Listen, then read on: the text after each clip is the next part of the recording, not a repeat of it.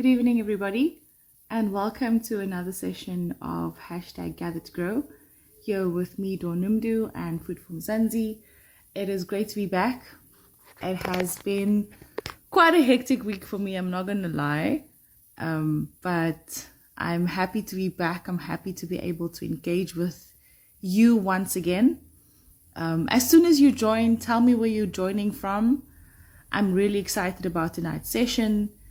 I was with you all 2 weeks ago, and I'm back. It's the 1st of November. Wow, okay, this year has gone by really fast. So welcome to tonight's Gather to Grow. Welcome to all those who's coming in slowly. Tell everyone in the farming community that you think might find the session valuable about it. I see one of my guests is here. I'm just going to ask him to accept my request for him to join as a speaker and join this live session with me. And as you may notice, today we're talking all things livestock farming. I think that so often we look at an industry and we maybe want to go into a specific industry, but we don't know enough about it. And so I'm hoping to give all of you somewhat of a broad overview. Specifically, we'll have our second guest talking about the opportunity specifically for young people within the livestock industry, and also kind of figuring out where you can position yourself. So if you're new in the industry, if you're already in the industry, we're hoping that you'll find value in tonight's session. I think you're with me. Plus, are you live with me? Again, I do apologize. Sometimes I'm not able to see my guests, but you, the audience, get to see their beautiful faces. But sometimes I'm not able to. So if you're joining, tell me where you're joining from. You're more than welcome to ask questions. I would like to ask you just to use the little icon with the question mark in it, little speech bubble, and that way it comes on the top. And so then I'm able to see and also cross-reference that with the speakers as well. Feel open, feel free, comment, question, all of that is definitely possible. Klaus, are you with me on this session?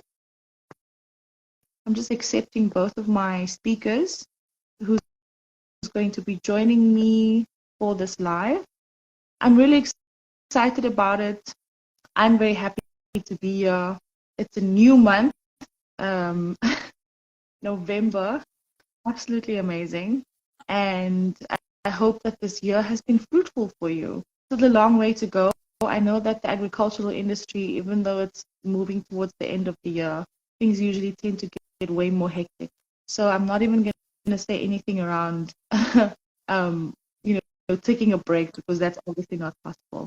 Let me just see, Dr. Andiswa, are you with me on this live? I am. I don't know if you can hear me. I can hear you, ma'am. I just can't see you, but that is a technical issue on my side. But I think the audience can see you beautifully, and that is perfectly fine with me. So welcome to this space. Thank you so much. You're joining all the way from Thailand. Thank you so much for taking the time to stay up and talk to us. Welcome. Thank you. So I usually love to start this with a bit of introduction of my guests, what they do within the agricultural space. You are with the Agricultural Research Council. Both of my guests are actually from the Agricultural Research Council. You're a researcher and range and forage scientist. So tell us more about yourself, Dr. Andiswa. Okay, so as you have mentioned, I'm Andiswa Finga. I work for the Agricultural Research Council under the Animal Production Institute, and specifically under the Range and Forage Science Unit. So our work as the Range and Forage Science team really focuses on rangeland management, rangeland condition, finding ways to assist farmers have management strategies that would help them be more productive in their farming systems, as well as find ways to assist with fodder flow plans, and also look at challenges, how things like invasive plant species can also be used as forages, or how best to manage them or to reduce them so that people can have more grazing space, and also looking at restorative techniques that can be used by farmers even in communal spaces or communal sector. Absolutely love it. I know that in this year, I had one of your colleagues, Dr. Shan Samuels, also joining us, specifically Yes. talking, around issues, especially with like porridge and all of that. I see our other guest is also here. Plus, you're with us. Welcome. Yeah, thank you. Yes, thank you so much. Yeah, Dr. Andiswa was just telling us more about her work with the Agricultural Research Council Animal Production Unit, and you're actually also in the same organization, and you're an expert in animal nutrition, also a researcher with the ARC. Would you like to just tell us more about what you do at the ARC and more about your work? Yes, so I'm, as you indicated, I'm a researcher at the ARC, responsible for ruminant nutrition in general, and specifically for beef cattle. That is my key focus area. And then currently we are doing also lots of training. I'm now out in Ceres, where we are conducting training in the Northwest province for up-and-coming young farmers. Absolutely amazing. Thank you so much to both of my guests for joining me. Remember, this is a very interactive platform, so if you have any questions for our guests tonight, please feel free to pop it in the comment box. If you are a livestock farmer, please tell us where you're joining us from, and also just more about questions that you have around the industry and wanting to understand maybe specific issues around what you produce and where. So just as an introduction to our topic, we are talking livestock farming. We want to highlight the various types of livestock farming within South Africa and also the economic significance of the sector. But more so, I think what Dr. Andiswa will be focusing on is more around the opportunities for youth to participate and benefit from the sector. And I think that's a very vital part, Dr. Andiswa, and I'm so looking forward to you contributing that specifically. So I see a number of the livestock farmers that I know within my network joining, so welcome to all. Also share this link with anyone you think might find it valuable. I think there's so much value in our experts, being here and taking the time to talk to us, so please do make the most of it. Okay, I've said enough. I'm going to ask my first question to class is around just generally how has the South African livestock industry evolved over the years, and also what are the prominent livestock types within the country? So yes, then I talk specifically about cattle. That's my specialty area, but I will also touch on some of the other other species involved in the livestock industry. So largely, we had in the distant past, we had more of a rangeland-based livestock farming, where we had basically small stock and cattle, and these were raised from the veld and then went to abattoirs, slaughtered for human consumption. And then about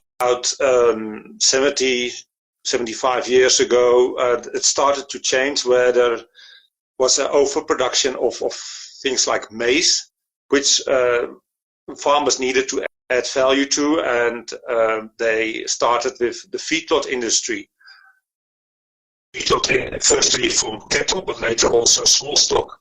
And that developed over the years into a world-class industry where we have basically a young, unmarketable animal going into the feedlot, and then after a feeding period is ready for slaughtering, and that now becomes a value-added product which farmers then tend to produce. And also in that period we saw a lot of urbanization, so people could not have access to land where they could raise their own livestock.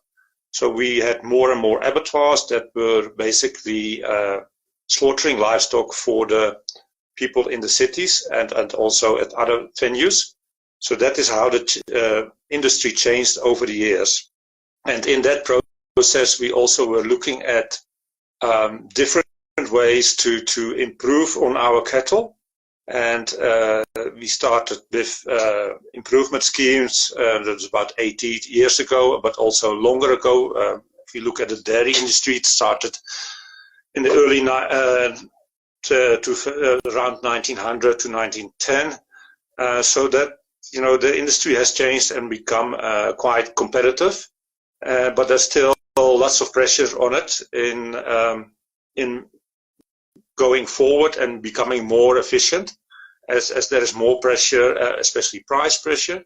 And you saw that with your interview with Mr. Van Renen as well, that, you know, they also looking now these days for export opportunities due to trying to get more for their product out of the market. And that is also maybe partly due to our current economic situation, where we have a large part of the population who cannot afford certain types of meat, but there is still a drive to try and produce acceptable meat for our local markets. Thank you so much for that overview, Dr. Klaas. I think it's really important to kind of set the scene for the conversation that we'll be having. And then obviously your focus is specifically on cattle farming within the country. Can you talk to us about, you know, the impact this industry has on the national economy and also the key cattle breeds raised within the country? Yes, so they contribute a large part of the agriculture produce. Forgive me, I've been out on the field since you asked me to join, but I think that it runs into the billions, that the cattle industry, not only in terms of value adding to the economy, but also providing job opportunities to our people in the country. So it is a definitely large contributor, and the exact numbers I don't have in front of me at the moment. No worries. That's okay. I think we can always say that at a later stage, but I just wanted to have some idea of what the role is and how it plays into our economy. You did mention that you'll likely touch on the other industries as well. Now, we all understand what's happening within the poultry industry at the moment, but just in the context of poultry farming, what are the major challenges in how it's set up within the country? I know that there are various, you know, challenges in terms of importing from other places. Dumping is a huge issue as well. So if we could just give some context to that as a start. We don't have to give it in as much detail, but just for some context for people who might not know anything about how that specific industry is set up. Thanks, Dr. Klaas. Yeah. Okay. Yes. Thank you, Dawn. The poultry industry is basically the largest industry with a very large impact on the agricultural business, and you know, poultry meat is the largest proportion of meat consumed in the country. So there's a definite impact, and we see it currently in the prices due to the avian influenza, where we have millions of birds being destroyed due to the avian influenza. and also the egg laying abilities has been reduced to such an extent that the government is considering lifting certain of the import parities and making sure that there will be enough meat on the table of consumers. Now, in the past, we had these tariffs barriers in place because they were trying to protect and promote local based industries, and a couple of years ago some of these barriers were reduced and we saw a big reduction in chicken farms around the harbors, import harbors, where basically the frozen meat portions of the chickens were imported and they were much lower than what we could locally produce, so that had a direct impact on the poultry industry around these harbors, import harbors. So that was already putting pressure on local produce. But I think, and we see it in the community where I'm now training as well, they and that's far away from these harbors, and there still is a need to produce poultry. I think the biggest challenges at the moment is the costing, and also it needs to coincide with a relook at these import parities, if that is sufficient.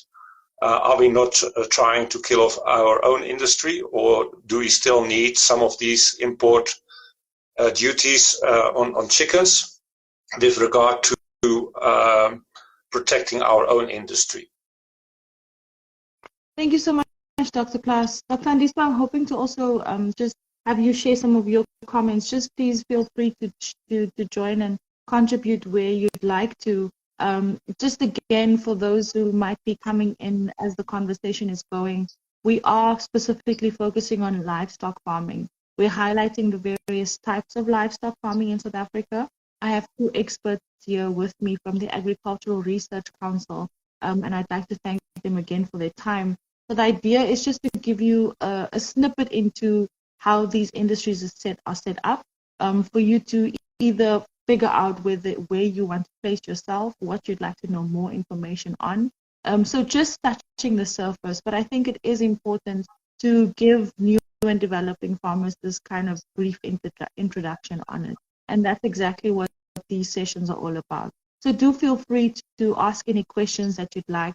I think an important aspect is just to understand that we're learning and we're growing together. And so thank you to everyone who's joining. And if you are joining in, just let me know where you're joining from. And if you're in the livestock industry as well.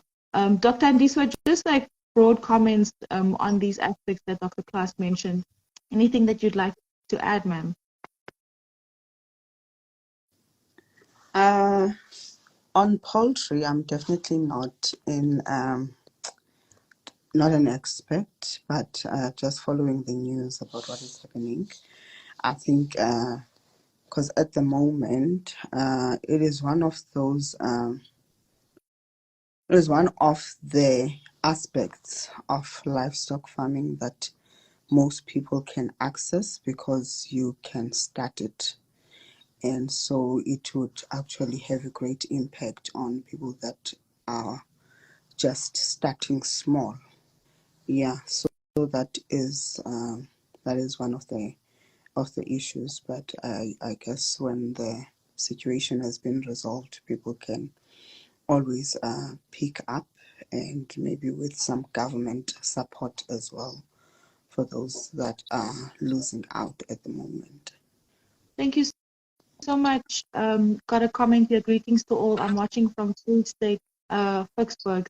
Thank you so much for joining from Free State. I hear you, Dr. Andiswa. I think that's a very important aspect. So often, I mean, even during COVID, you would hear stories about farmers just starting out in the industry, and then boom, COVID happened. So for people who may have just started out in the poultry industry, having to deal with all of this, it does come as quite a shock. But I think they will, I'm hoping that there will definitely be some ways of recovering. I'm also not sure how that would be set up. Perhaps you could also give us some idea on that, Dr. Klaas, about how this is generally handled in this case of bouncing back from it, remedying the situation, and then ensuring that developing farmers actually don't, lose out on still gaining and being able to develop within the sector, specifically when it comes to poultry? Yes, Dawn. So we are involved in that space as well, of course, as the ARC, and we have colleagues who are doing that, and I'm also part of that. So to start off with poultry, the ARC has a number of courses, of course, but we also try to help people with understanding the need for biosecurity, especially now with the avian influenza, and I think there cannot be enough stressed at it how important it is that we do proper biosecurity on small scale farmers as well, and it's not only for the commercial farmers. And these opportunities need to be clearly communicated, whether it's through the ARC or organizations like Agri-Orbit and their publications, and Food for Mzansi definitely plays a large role. And we're also looking at smaller publications like New Farmer, which is quite popular with a certain with farmers as well. So yeah, on the poultry side, it's not my specialty field, but yeah, we do sometimes interact with my colleagues on that one, and there's definitely a need, and we need to have enough people in the field who can also transfer that information to our young and emerging farmers as well. Yeah, definitely. I think knowledge transferring and also knowing when to access this information is vital to growing and ensuring that it becomes sustainable in that way. Let's move over for a moment to the swine farming sector. How big is this really within the country's agricultural space? And what are the breeds commonly raised? I saw a post with one other farmer that I know who said that rearing like organic in an organic sustainable way is actually much easier than you would think. But I also don't know enough about this. So could you just give us some idea, Dr. Klaas, about how this is set up and how much it actually contributes towards the agricultural sector? Yeah, so that is a smaller portion of the agriculture sector that still provides, of course, lots of opportunities. At the moment, because we had the I call it swine fever outbreaks, and that hit the industry quite hard. At the moment, prices and production of the pigs is not really that good for the farmers. So they have high input costs, but they're not really seeing the returns, and this, that is hurting the industry at the moment, but it also gives opportunity. So if there is, if you're in an area where there's a popular alternative as a protein source, then definitely that can be utilized quite well. And it is price competitive with the beef market at the moment. But again, it is not everybody's cup of tea. So the prices remain low for big farmers. If you look at the AMT, forecast and information on the prices, it runs around 38 rand kilograms on slaughter weight. So it's a very an industry with very narrow margins in terms of profitability. So if the prices drop slightly, a couple of cents or tens of cents, then suddenly you might find yourself in a loss situation. So that can be a challenge to some of the farmers. And but again, it is if you're in the right area, it is definitely an industry which you can enter for the young farmers and become quite profitable. Thanks, Dr. Klaas. Sorry, ma'am. Dr. Andiswa, you wanted to contribute? Yes, I just wanted to contribute with both poultry And pigs, one of the advantages with both of them is that you don't need to own hectares and hectares of land, because we have issues with access to land for most people.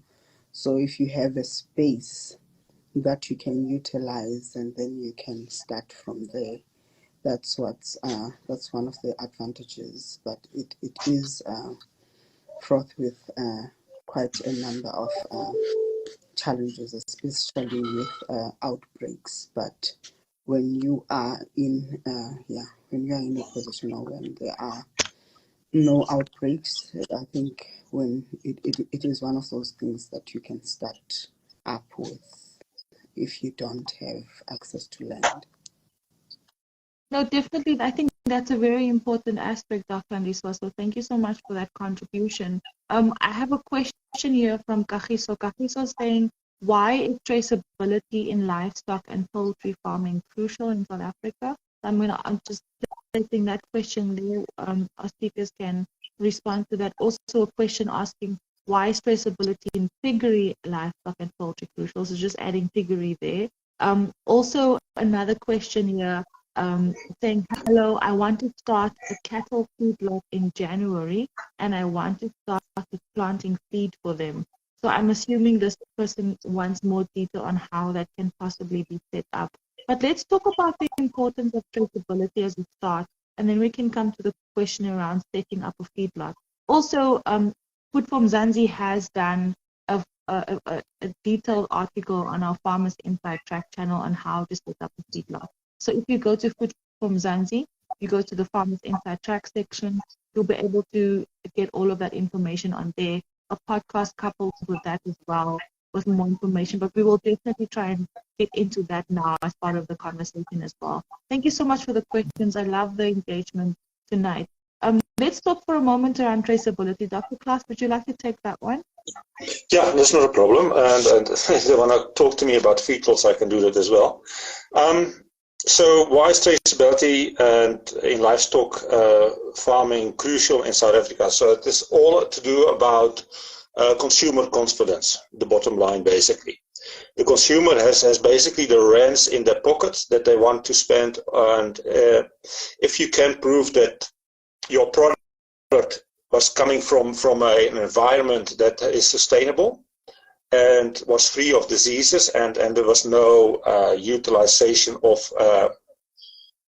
in-feed antibiotics, for example, then it becomes a marketing tool. And also in terms of diseases, was the animal exposed to certain diseases, and how was the recovery before it became basically a product that is landing on your plate.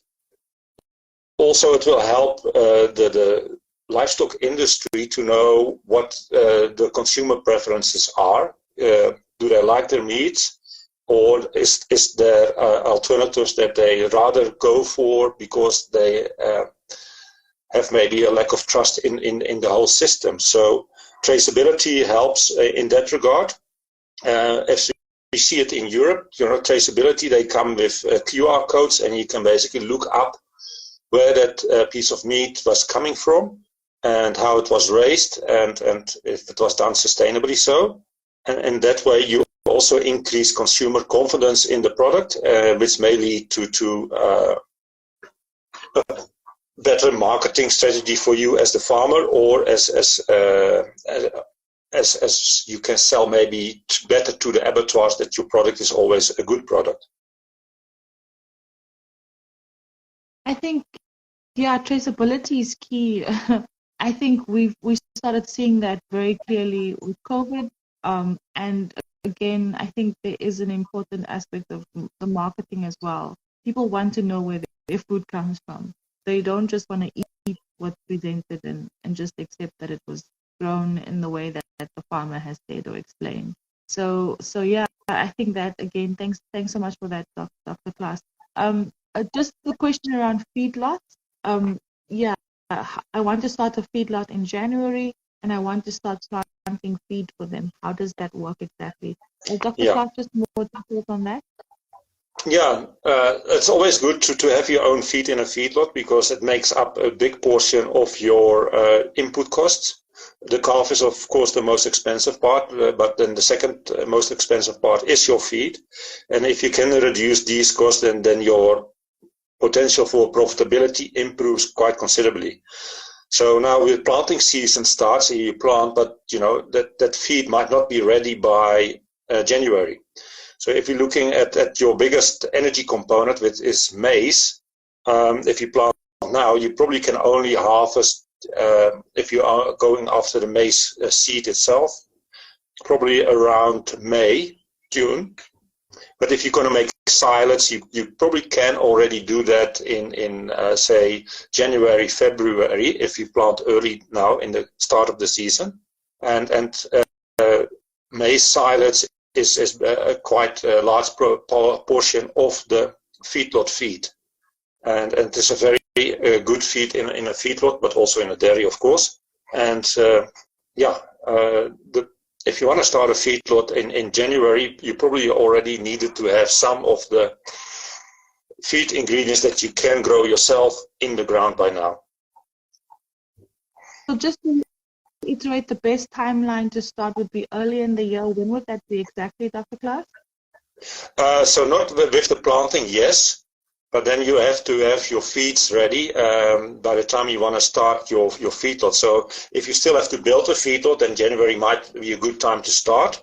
And then by the time you are ready to put the first cattle in, then the feed might also be ready for you, your bulk of your feed. You still need to buy certain components. And I'm thinking here about molasses meal. What you can have is, for example, your grass hay and your maize silage. If you have maize silage, of course, you don't need that much grass hay. And if you can do something, if you can have the space, maybe plant also something like a soya bean that you can utilize as a protein source in a feedlot diet. Thank you so much, Dr. Klaas. I also just asked my colleague and editor, Duncan Masiwa, to post the links that we have published on setting up a feedlot and also understanding how to do that in the comment box. So you can also grab those links and then do a bit of research there. And perhaps it's possibly another option for a topic that we can have here on Food Forms on Gather to Grow with Food Forms Zanzi. I think we have covered it once before, but there's no problem bringing the topic up again. I think so many of these conversations we can definitely have over and over again. There's so much to be said around it, and we only have an hour for these sessions now every second week. Okay, I have another question here, saying, in the poultry farming, does ducks and turkey have a potential in SA? Because unlike chicken, it's not so popular. Yeah, that's a very good question. Thank you for the question, Swabi. I think that's really Swahib. I hope I'm saying that right. For that question, any updates on that, Dr. Klaas, Dr. Andiswa? I don't think. Yeah. There's probably a lack of guidance in South Africa in terms of the ducks, turkey. Yes, that is something that we don't see much in South Africa. So they usually rely on American values and the imports, but especially around Christmas.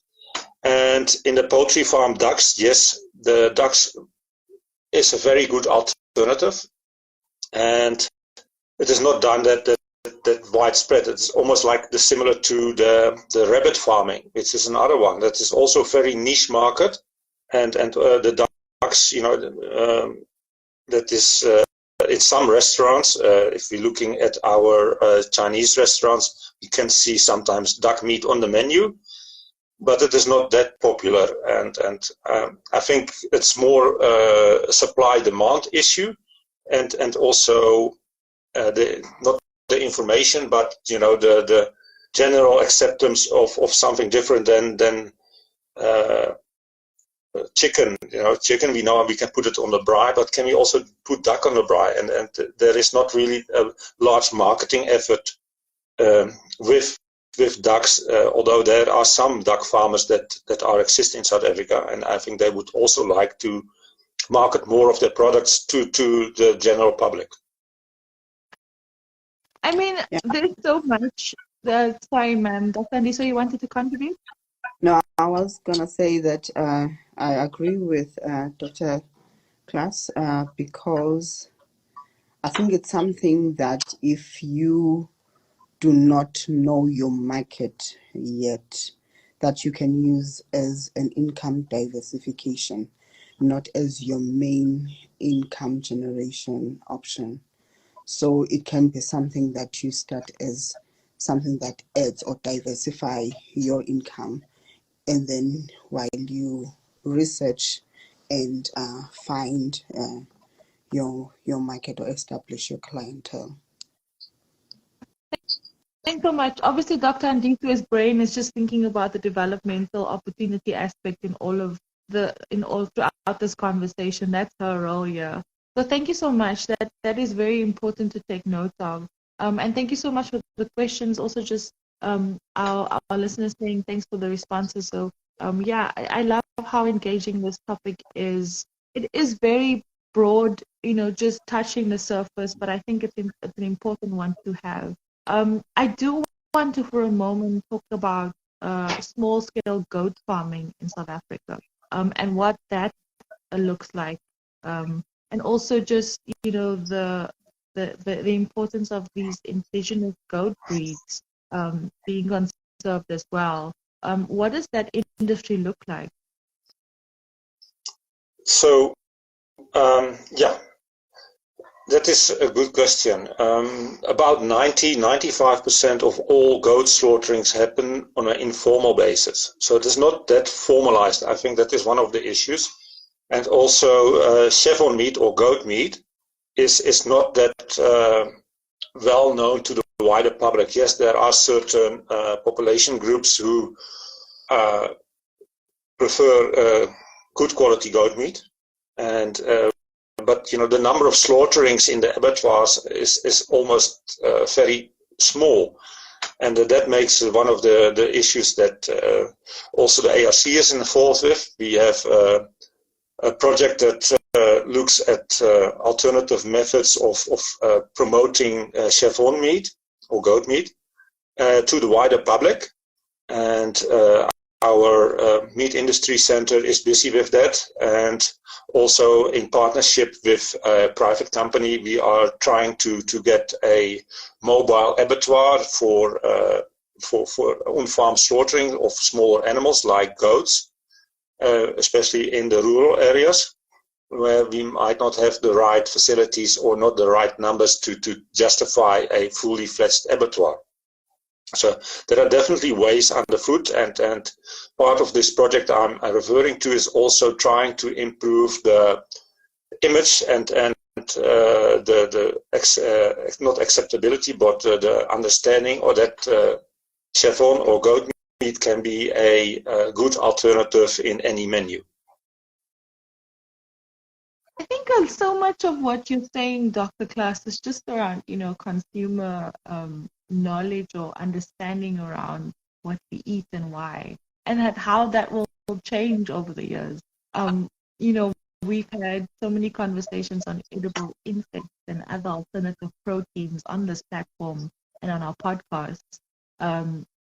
Just don't know if we're doing that kind of work fast enough.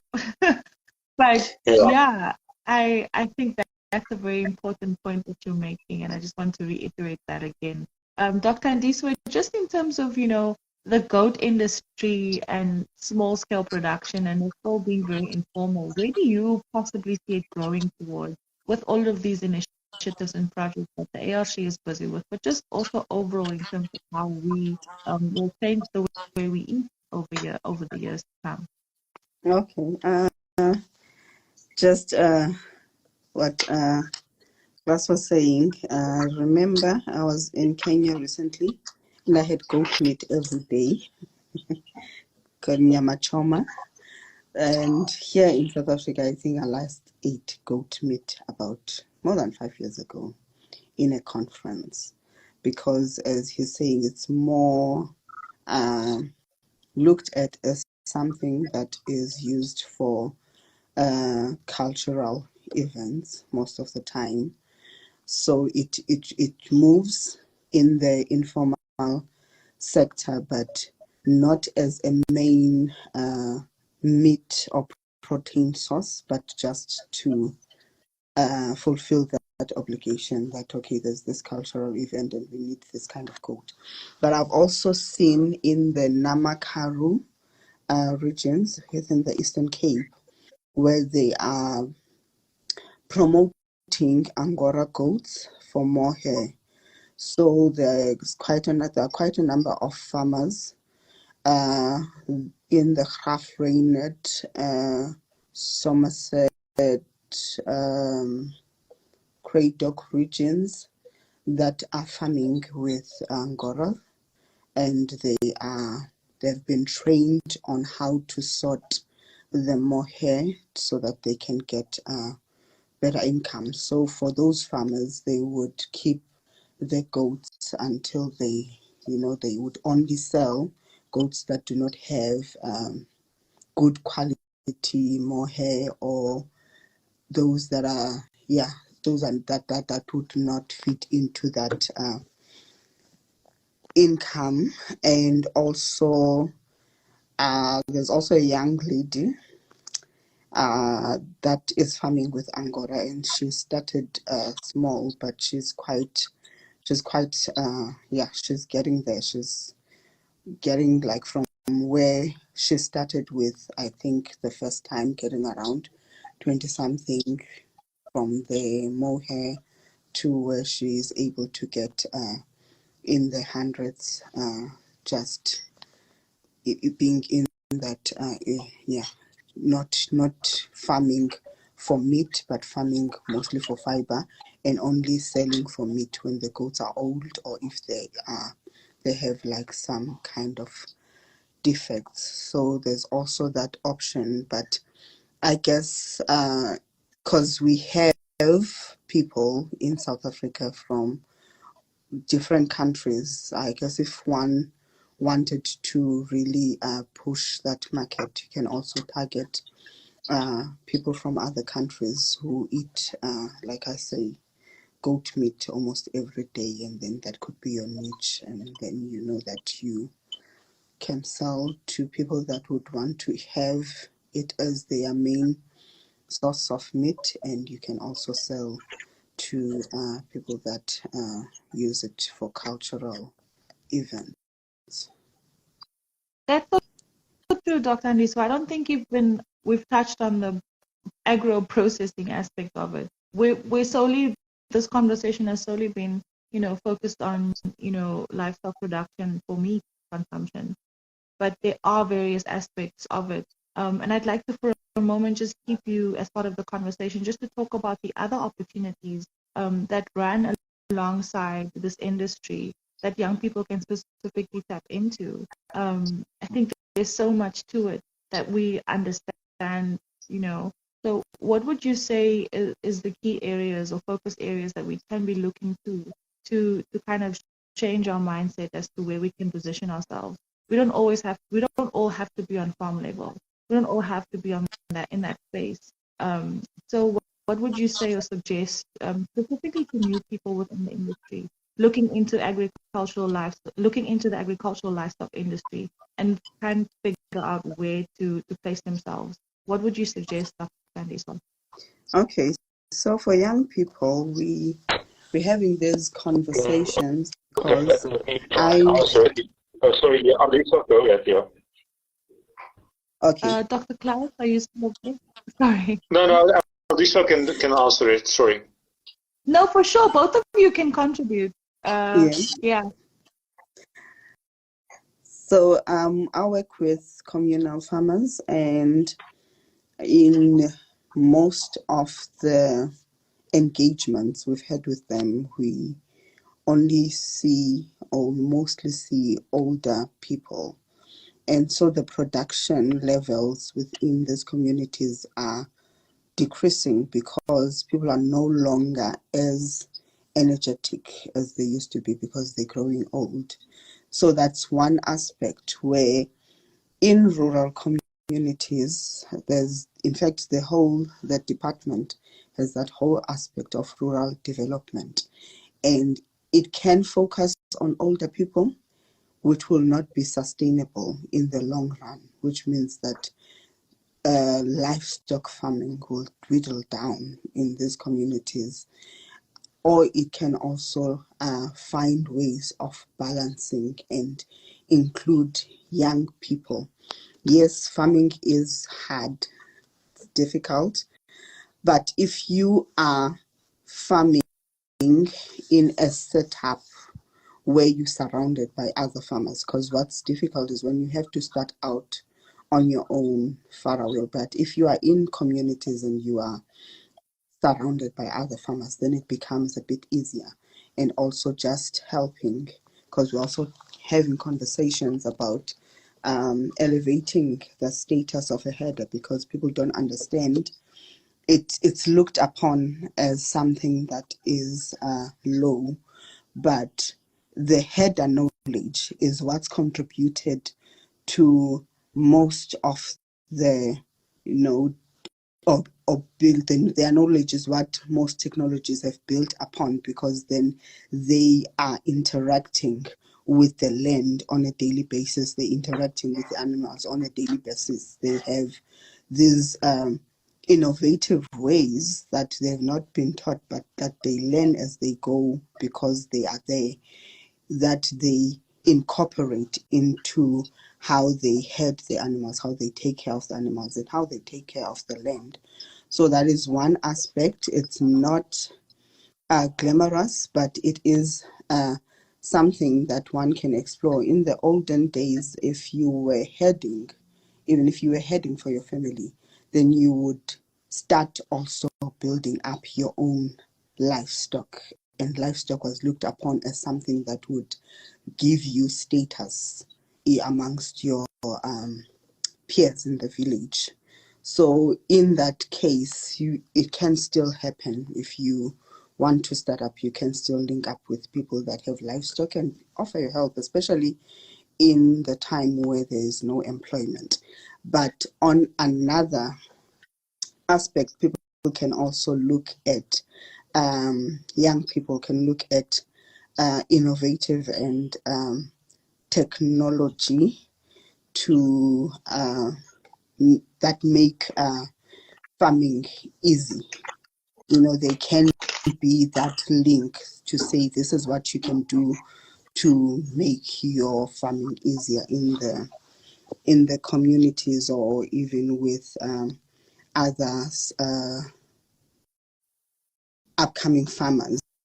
And there's something that I came across, which is precision agriculture, which is the science of improving crop yields and assisting management decisions using high technology sensors and analysis tools. So those are some things that could make the sector more attractive to young people, because they like anything that has to do with technology. There are ICT or people in ICT that also offer training on the same, how to use apps to track your animals, how to use GPSs to track your animals, to see how your animals or where your animals graze, what they're grazing there.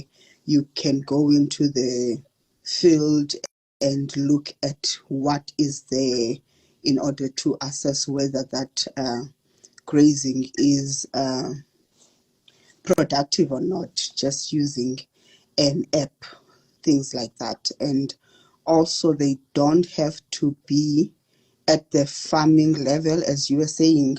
They can be encouraged to participate in various stages of livestock value chain, where they can be in processing, they can be in marketing, they can be in distribution, they can be the link, the middleman between the farmers and the market, like quite a number of things that young people can engage in the farming, livestock farming space, without them actually having animals. But that also needs support, needs support needs people to develop themselves in certain skills, and it also needs people to be mentored, like where you can find champion young farmers that can mentor those who want to enter into the sector, and just also to just learn more about what other options people can or other opportunities that people can grab in the agricultural space as a whole, because there is just a lot. And what I like about this space is that it offers entrepreneurship, so you don't have to wait for someone to employ you. You Yeah. can create employment for yourself, and you can also create employment for others just by starting small and keep going. Yeah. No, definitely. Thank you so much, Dr. Andiswa, for that very good overview of what is possible and where we should be thinking, around it. Dr. Klaas, you also wanted to contribute just in terms of looking at, aspects further along the value chain of the farm. Yeah, You know, yeah. what have you seen? What is the research? What are the opportunities? Where should we look? Where should we be looking to? Where do you even see it growing towards? So yes, there is definitely a need for young farmers. The older generations, we seem to be missing in between generation that were trying to get into offices and not necessarily stay on the farm. So now we have the average age of farmers is quite high, and there is definitely a need for young farmers to take over. So I think that is in all the agricultural sphere. So there is definitely opportunities for youngsters, and I think if they do proper market research, where are the opportunities and where are your markets? Because in the end of the day, you want to sell a product, and where can you sell these products, and where can you raise the products? If you can ask those two questions, I think then you will can see that it is can be a profitable business for you to start in. Thank you so And much, just Dr. to Klaas. add, sorry, okay, we trying to see if we can get young people into the space of planting different fodder options within the villages, and also into piloting a hydroponic system into the villages. We trying to get young people to be responsible for the planting or production of different fodder within their communities, so that they can sell to livestock owners within the community, and that would be a income option for them. It will also be something that they will develop a skill for. And we're also trying to pilot a hydroponic system, which also is something that does not require much land, and also a lot of water, but it can be something that young people can look into if they don't want to be involved with the animals directly. No, thank you so much. I think, as I mentioned, throughout the conversation, this is us just contributing a very small overview of how the livestock industry is set up, what the opportunities are, understanding a bit of, how much it contributes to our economy. There are a few questions I had around beekeeping, the dairy industry, and also just niche areas that farmers can possibly consider. I think we've run out of time. I will try and do a part 2 on this and invite other speakers as well. I know that, I don't want to take too much more time of Dr. Andiswa, specifically because she's dialing in from Thailand. So I think, with the time difference, I don't want to, keep her for much longer. But if I could just ask both of my speakers to just again, just share some of the key highlight points when it comes to, Mzansi's livestock industry, specifically for people who's just starting out, and for and then just generally around the agricultural industry, how to position yourself. What is your advice in terms of, making sure that it's sustainable, that you're not just going into this and thinking you're going to get rich fast, because that's not something that happens. You don't become a success overnight. This is what I know from my own experience and also just from speaking to people in the industry. So I'm going to start with Dr. Klaas, and then I'll give Dr. Andy for the last word. Thank you so much. Thank you, Dawn. And so I think the important starting point is get as much knowledge as possible, not just from the books, but also try to get a mentor in the similar field, be in your books. So I think it's very important that aspiring farmers learn from other farmers and also learn from people like Andiswa or myself or other people in the industry that can provide information and maybe some mentoring as well. Thank you. Thank you so much, Dr. Klaas. And I want to thank you for continuously contributing to, our knowledge sharing at Food from Zanzi as well. You've contributed quite a bit to our podcast on these platforms, even just connecting me with other people within the sector. So just again, an acknowledgement and thanking you for your work in the industry. Thank you. You're welcome. Yeah.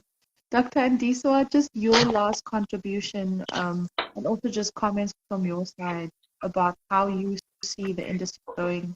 You've listed some of the opportunities, but where else should we be thinking about developing the sector, specifically looking at the work that you're doing as well? Thanks, ma'am. I think because that's exactly what I had in mind when Klaas answered. He's mentioned it before.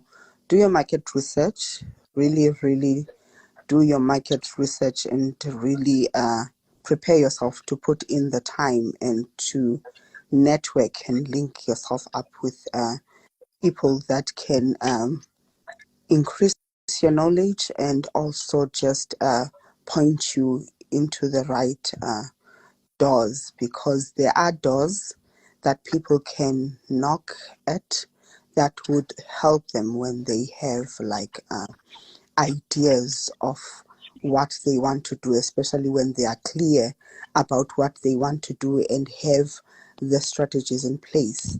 And also when looking at livestock, it's something that I would like to stress to young people, especially. There is a lot that you need to look at in terms of the animal itself, but it's also very important to have a fodder flow plan that includes how you manage your land, because most, like your land can freely give you food for your animals if you manage it well. So manage your rangelands properly, find ways or learn about good management strategies that would help your farming system, if you are in a farm, to be more productive, and also have, as Klaas was advising here, about what to plant and when to plant, and to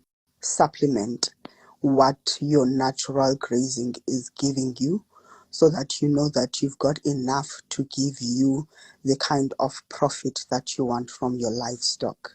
Now, I'm just talking about livestock because that was the topic from the beginning, but also, as I was saying, do look into what else can you do within the value chain. Agro-processing is really, I remember just recently, not recently, but maybe around July, August, there was a young lady who won an award from Dr. Da within the Eastern Cape, and she's making skincare products and essential oils using plants and flowers, and that also is part of agriculture because that's agro-processing. So she won because she's found a niche market for that. So those are some of the things that people can also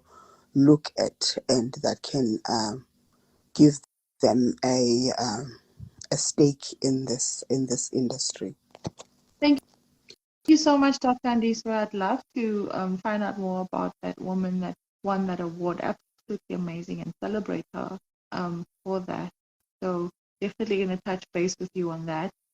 Thank you once again to all of my speakers. I hope that we've given you some options and some understanding of where you can explore within the agricultural industry, specifically within the livestock industry.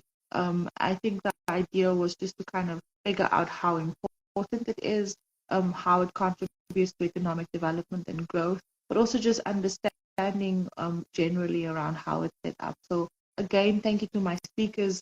Just an update on what I'll be talking about next. My next topic is going to be happening on the 15th of November, and I'm specifically focusing, and I think Dr. Andiswa, you're actually perfectly placed for it, because it's focusing on farming and rural development, and we hope to explore the link between farming and rural development, and also the job creation and community development within that space. And just I'd love figure to out. Yes, contribute so there. great. So I'm already inviting you to that one, ma'am. I don't know what your travel schedule will be like, but I think that there's so much that you can contribute to that conversation. That's happening on the 15th of November. Okay. So that's it from my side. I still have then 2 more sessions after that. The next one will be on the 6th of December, which will focus on exporting South African agriculture. So just focusing on the challenges when it comes to exporting, international markets and all of that. And then the last session I'll have for the year 2023, I can't believe I'm saying this. It will be around protecting, so farm safety, protecting the lives and ensuring the well-being of everyone within agriculture. And I'm talking about protection for people working and living on farms as well.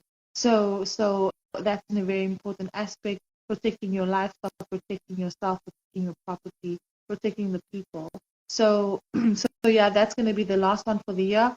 And then in January, hoping to kick off on the 10th of Jan, which is setting up basically farming goals 101. Where do we start? How do we do it? All of the basics. We'll go back, to the drawing board with that conversation. I hope that tonight was valuable to you. Thank you for all who stayed on. Thank you to our regulars who joins these sessions weekly. Thank you so much again to my speakers. Everything of the best with the work that you're both doing at the Agricultural Research Council. We respect you. We see you. We value your contributions. Thank you so much to you both.